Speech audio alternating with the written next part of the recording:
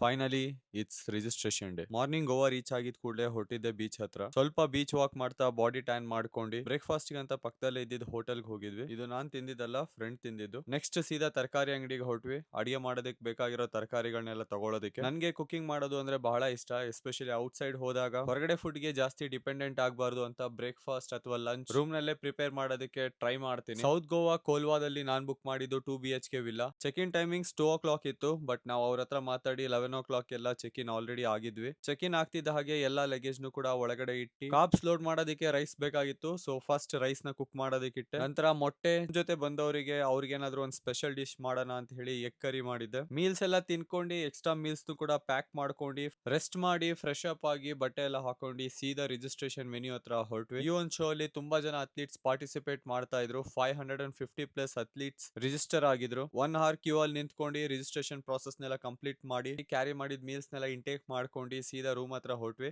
Evening again gym ಹತ್ರ ಹೊರಟಿ ಸ್ವಲ್ಪ posing ನೆಲ್ಲ ಪ್ರಾಕ್ಟೀಸ್ ಮಾಡಿ ನಾಳೆ ಇರೋ ನನ್ನ ಶೋಗೆ ಮೆಂಟಲಿ ಪ್ರಿಪೇರ್ ಆಗ್ತಾ ಇದ್ದೆ.